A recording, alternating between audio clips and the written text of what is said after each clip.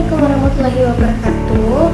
Halo semuanya, perkenalkan nama saya Alia Lutfianti dengan NIM 8111422208 dari Rombel 4. Adanya video ini saya buat untuk memenuhi tugas dari mata kuliah Hukum Acara Tata Usaha Negara yang sering dilaksanakan pada hari Selasa jam 9.00 sampai jam 10.40 pagi.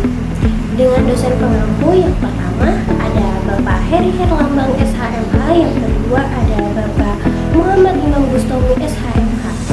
Dalam video ini saya akan menjelaskan serta memberitahu tentang kedudukan dan susunan lembaga negara perintah tata usaha negara. Selamat menyaksikan. Yang pertama kita masuk pada pengertian dari Peradilan Tata Usaha Negara. Peradilan Tata Usaha Negara atau PETUN adalah peradilan yang menangani sengketa antara pemerintah dan warga negara. PETUN juga bertugas untuk mengontrol tindakan pemerintah yang melanggar hukum atau ketentuan administrasi. Sedangkan menurut pasal 4 Undang-Undang Nomor 5 Tahun 1986, Junto Undang-Undang Nomor 9 Tahun 2004, Junto Undang-Undang Nomor 51 Tahun 2009, Peradilan Tata Usaha Negara adalah salah satu pelaku kekuasaan kehakiman bagi rakyat pencari keadilan terhadap sengketa tata usaha negara. Menurut pasal 6 Undang-Undang Nomor 9 Tahun 2004, Pengadilan Tata Usaha Negara atau PETUN berkedudukan di ibu kota, kabupaten, dan kota, dan daerah hukumnya meliputi wilayah kabupaten dan kota. Susunan peradilan terdiri dari Pengadilan Tata Usaha Negara dan Pengadilan Tinggi Tata Usaha Negara yang menurut pasal 9 dan 4 dibentuk dengan undang-undang. PETUN merupakan pengadilan tinggi pertama, sedangkan PT TUN merupakan pengadilan tinggi tingkat banding. Mahkamah Agung adalah pengadilan negeri tertinggi dan berwenang melakukan pembinaan teknis terhadap peradilan bagi PETUN dan PT TUN. Selanjutnya kita akan masuk pada susunan dan kedudukan pengadilan dalam Peradilan Tata Usaha Negara. Yang pertama ada hakim ketua dan hakim anggota. Yang kedua ada panitera, dan yang terakhir ada sekretaris. Yang pertama kita akan masuk pada pengertian hakim. Hakim adalah pejabat yang melaksanakan kekuasaan kehakiman, pembinaan, dan pengawasan hakim sebagai pegawai negeri dilakukan oleh Menteri Kehakiman dan HAM. Hakim diangkat dan diberhentikan oleh Presiden selaku kepala negara atas usulan Pemerintah Kehakiman dan HAM berdasarkan persetujuan Ketua Mahkamah Agung. Sedangkan ketua dan wakil ketua pengadilan diangkat dan diberhentikan oleh Menteri Kehakiman berdasarkan persetujuan dari Ketua Mahkamah Agung. Karena peradilannya terbagi menjadi dua, yaitu PETUN atau Peradilan Tata Usaha Negara dan PT TUN atau Peradilan Tinggi Tata Usaha Negara, maka saya di sini akan menyampaikan satu persatu ya. Yang pertama ada syarat-syarat menjadi hakim ketua dan hakim anggota dari Peradilan Tata Usaha Negara.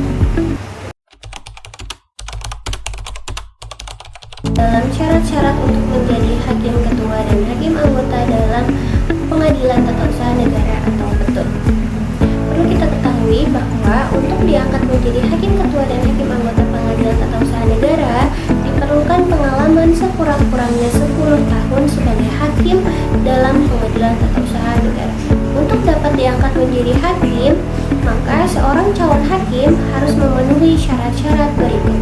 Yang pertama yaitu sebagai warga negara Indonesia, yang kedua yaitu bertakwa kepada Tuhan Yang Maha Esa, yang ketiga setia kepada Pancasila dan Undang-Undang Dasar 1945, yang keempat bukan bekas anggota organisasi terlarang Partai Komunis Indonesia termasuk organisasi Masaya, atau bukan seorang yang terlibat langsung ataupun tak langsung dalam gerakan kontra revolusi atau organisasi terlarang lainnya. Yang kelima sebagai pegawai negeri. Yang keenam yaitu sarjana hukum atau sarjana lain yang memiliki keahlian di bidang tata usaha negara.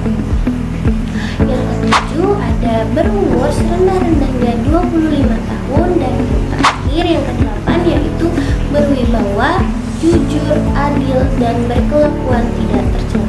Yang selanjutnya kita akan membahas tentang ketentuan diberhentikannya hakim ketua dan hakim anggota secara hormat dalam Pengadilan Tata Usaha Negara atau PETUN.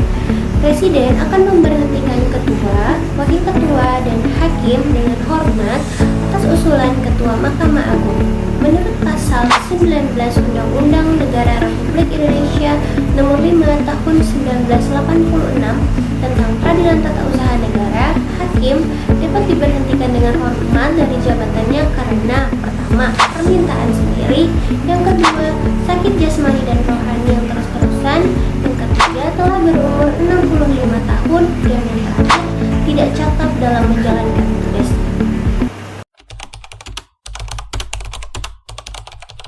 Selanjutnya kita akan membahas tentang syarat-syarat untuk menjadi hakim ketua dan hakim anggota dalam Pengadilan Tinggi Tata Usaha Negara atau PTTUN. Untuk syarat menjadi seorang hakim ketua maupun hakim anggota dalam Pengadilan Tinggi Tata Usaha Negara, syaratnya sama seperti menjadi hakim ketua dan hakim anggota dalam Pengadilan Tata Usaha Negara. Yang membedakan hanyalah umur untuk menjadi hakim, yaitu serendah-rendahnya 40 tahun. Kita akan membahas yang pertama, yaitu ketua. Untuk diangkat menjadi hakim ketua Pengadilan Tinggi Tata Usaha Negara diperlukan pengalaman sekurang-kurangnya 10 tahun sebagai hakim pada Pengadilan Tinggi Tata Usaha Negara atau sekurang-kurangnya 5 tahun sebagai hakim pada Pengadilan Tinggi Tata Usaha Negara yang pernah menjabat sebagai ketua Pengadilan Tata Usaha Negara. Yang kedua ada hakim anggota.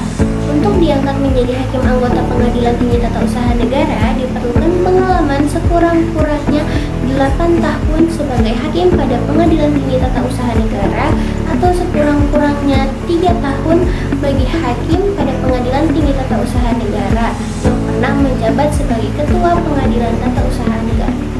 Tentang ketentuan diberhentikannya hakim ketua dan hakim anggota secara hormat maupun tidak hormat dalam Pengadilan Tinggi Tata Usaha Negara atau PTTUN.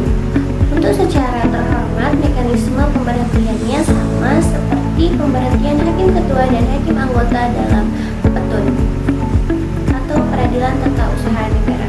Menurut pasal 20 Undang-Undang Negara Republik Indonesia Nomor 5 Tahun 1986 tentang Peradilan Tata Usaha Negara, hakim diberhentikan dengan tidak hormat dari jabatannya dengan alasan pertama, dipidana karena bersalah melakukan tindak pidana kejahatan, yang kedua, melakukan perbuatan tercela, yang ketiga, terus-menerus melalaikan kewajibannya dalam menjalankan tugas pekerjaannya, kemudian yang keempat, melanggar sumpah atau janji jabatannya, dan yang kelima yang terakhir yaitu melanggar pelanggaran sebagaimana dimaksud dalam pasal 18.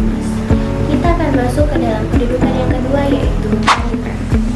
Panitra adalah pejabat pengadilan yang membantu hakim dalam proses pengadilan, termasuk memeriksa, mengadili, serta memutus perkara.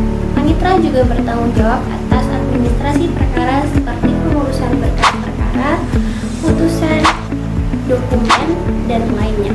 Di setiap pengadilan ditetapkan adanya kepanitraan yang dipimpin oleh seorang panitra. Dalam melaksanakan tugasnya, panitra pengadilan dibantu oleh seorang panitra muda dan beberapa panitra pengganti. Panitra, wakil panitra, panitra muda, dan panitra pengganti diangkat dan diberhentikan dari jabatannya oleh Mahkamah Kehakiman. Dalam kedudukan yang ketiga atau yang terakhir yaitu sekretaris.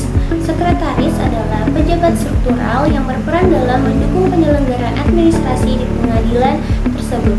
Tugas dan fungsi seorang sekretaris di PTTUN meliputi aspek administratif, keuangan, dan kepegawaian, yang semuanya bertujuan untuk memastikan kelancaran proses pengelolaan pengadilan.